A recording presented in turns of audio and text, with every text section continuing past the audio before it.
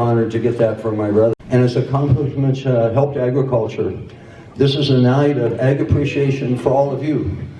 And thank you to the Chamber and all the sponsors for supporting the annual event.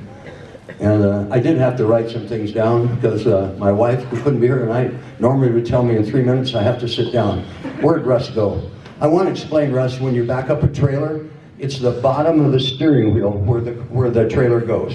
If the steering wheel goes this way, the trailer will go that way. So when you're backing up, it's the bottom of the steering wheel that gets you where you want to go. So you're going to know that. You're hard to follow. Yeah, it's just the bottom of the steering wheel. Thank you for honoring MADS and the Western Land Rover Company in Adams County, Hastings, Nebraska. And I know my family is honored to be here. There's a 4th, 5th, 6th, and 7th generation here tonight. So that's pretty cool.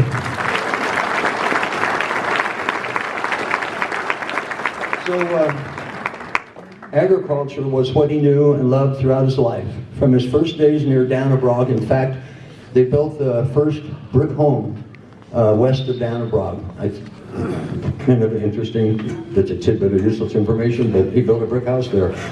And then they moved to St. Paul, they were near Cushing, and eventually Hastings, where the foundry they needed to build his dream was located.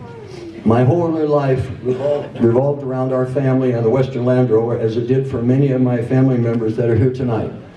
You can't imagine the parties that we had when we were kids. It was great. The Clark Hotel was where we all would come for Thanksgiving, and it was a big group of people. Calvin, I'm not going to mention the brand of wine that you helped me with. So, but Mads was born on a small farm on the island of Fyn in Denmark in 1852. He immigrated to America in the spring of 1872 at 19 years old. He had the first idea living near Dannebrog, a small Danish settlement, and it was still open to settlement and homesteading. He filed a homestead on May 1st, 1872. Not speaking English, ooh, that would have been tough, was a real handicap, but he was able to sign on with the Union Pacific Railroad and work until he could raise $100. During these times, along with farming, he opened the Nebraska Mercantile Company in St. Paul and sold everything from vinegar to carloads of sugar he would purchase in Grand Island. He sold that company in 1894 and purchased 365 acres on the north side of the Loup River, just north of St. Paul and a little bit east. He wanted elbow room and a better environment for his family. Now think of that. That was 1894. He wanted elbow room and a better environment for his family. And we're still doing the same thing.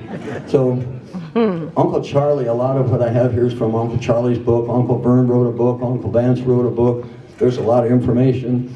I'm just the one carrying it on. But I do know how to back up a trailer. And I did get a number 2 haircut before I come to speak to you tonight. That's what a number 2 is. And number 1 is what my nephew Mads Anderson II has. There's no hair. At any rate, he developed an irrigation project. This was kind of interesting, on the Loup River to water 25 or 30 acres. He constructed a large water wheel that was 30 feet in diameter and 12 feet wide, made of oak. The river current turned the wheel. It helped move the water up about 20 feet to a reservoir, and that wheel ran day and night, and the kids had to grease it twice a day. And all of us that in our family grew up knowing he had a water wheel on the Loup River, and there was a storm, and it got wiped out, went down the river, took out a bridge, and he was in big trouble.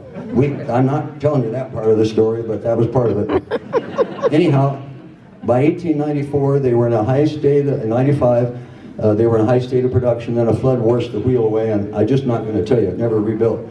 After this, he discontinued the vegetables and had about 100 acres of potatoes, and it became known as the Anderson Potato Farm. In fact, in 1907, just a year before he came and started the Land Roller, they were yielding 300 to 400 bushels per acre. They shipped mostly by rail out of Cushing. I used to go to Cushing. There was a little bar there with my Uncle Vance when he was like 98. We'd have a Bacardi. It was great going to Cushing. It was a great little bar there. Anyhow, they shipped most by rail out of Cushing. One customer bought 20 train car loads. I don't know how big the train cars were then, so don't let my imagination get away with me. At 60 cents a bushel. They also had 20 to 30 milk cows and about 150 head of stock cows. and young stock, along with 150 to 200 head of hogs, all sizes. The family never purchased meat. They had an ice house room right off the kitchen to keep everything fresh year-round. Mads was a good mechanic and built his own potato planting machine. The family involved in the Western Landowner in the beginning were his children as follows. George, my grandfather, was born in 1883, Charles 1885, Arthur in 1887, Carrie 1892, and Edna in 1894. And from his first wife, Karen, Paul, Chris, and Anna. And Karen's grave is in the Dannebrog Cemetery, and it's S-E-N. And she actually died on January 1st, 1880. And I can't imagine, I'm sorry, having a funeral on January 1st, 1880. But it's a beautiful little stone, and on the bottom were those words, not lost but gone before. And I look around the room, I look at my family, and I think about that. And we've all lost people that have gone before, and we're not going to forget them. And that's why it's really nice that you're honoring our family this way. Sorry, I'll get past that. Anyhow, from 1912 to 1914, the business was operated out of the Niemeyer Drug Company at 2nd Hastings. Most of you know it as Burt's Drug. But the Anderson had that upstairs. They had their offices there because they really didn't have their own foundry yet, because they were still over in the Hastings Foundry and Ironworks in the Brooklyn Rubber, where Brooklyn Rubber is now. Anyhow, but that foundry was going to close in about 1950 due to World War I, because they were just like running out of iron and stuff.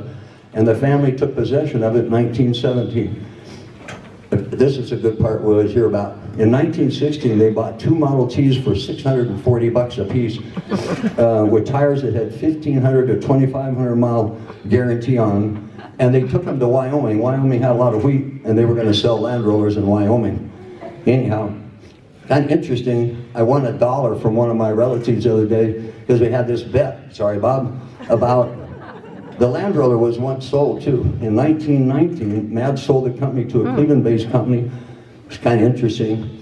Then the economy kind of went bad, and they didn't do well, and then the inventory was buried in snow, and 2 years later he bought it back from them, and I think he half price and made some money, so it was interesting. Anyhow, in 1922, Mads decided to retire and sell the company to his children. By 1926, they built a new factory on West 2nd Street that you all know where the Western Landowner was. In 1929, the Depression came and cut back on production, but made it through 1934 when things picked up again. And kind of interesting, at home I have all of the original handwritten journals and the books and ownership, all these vehicles they bought, how much they bought them for, how much they wrote off for depreciation. They were thinking about taxes too, I think then. All the way from 28 through 1934, handwritten books that we still have. Anyhow, the Depression came, they cut back on production, but made it through to 1934 when things picked up again. In 1935, the company decided if irrigation in Nebraska was going to progress, that better drilling equipment had to be brought to the area. In 1938 or 39, they brought in the needed drilling equipment and leased it to drillers who were starting up for $1 a foot until the equipment was paid for. In fact, in Uncle Vern's book, it says if they didn't drill anything, they didn't pay anything. And so the Land Rover needed them they needed them to help get the business going with irrigation. And so they bought drilling rigs for them, they brought them in, and these were in the back of wagons. They weren't like what you see now, and they had to take them from location to location with a tractor, but $1 a foot. That was the real beginning of irrigation well business in Nebraska. World War II was tough to get materials for wells, but the drought in the early 50s helped, and by 1956, they were doing 5,000 to 6,000 wells were installed in 1 year in Nebraska. By 57, the drought was over and rain came again, and it was 62 and 63 when drilling picked up again. You all know how it is when it rains or it's drought, it goes back and forth. It was the same in that business. Even the time I was there, I knew how it went up and down. Interesting to note, and Calvin reminded me of this the other day, that in 1946, the Land Rover sold Dearborn Motors, which is a branch of Ford Motor Company, 14,000 sweep rakes and 5,000 the next year. And over on the table is Grandpa Mads' patent and a sweep rake that Cal brought. Now think of that. They sold them to Dearborn in 46, 14,000 sweep rakes. That was a lot of wood. Gary and I have a couple of pieces home, a couple of those spokes and a couple of little models. Somehow we got them. Anyhow, the problem is they changed hay from stacking loose hay to baling on the sweeps, and the stackers were no longer needed, so it was another product that kind of went like this and then went like that. But on Mads' first wife's grave that I mentioned earlier, Karen Anderson, located in Dannebrog, are the words "not lost and gone before."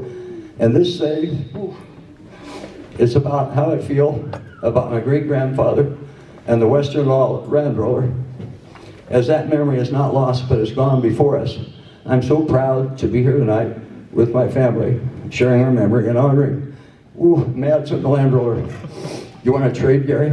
Come on up, brother. Anyhow, over the 70 years and 4 generations, it was a family-owned company. Thousands of area people had worked for the company and helped create wealth from raw materials, making products used by farmers and ranchers around the world.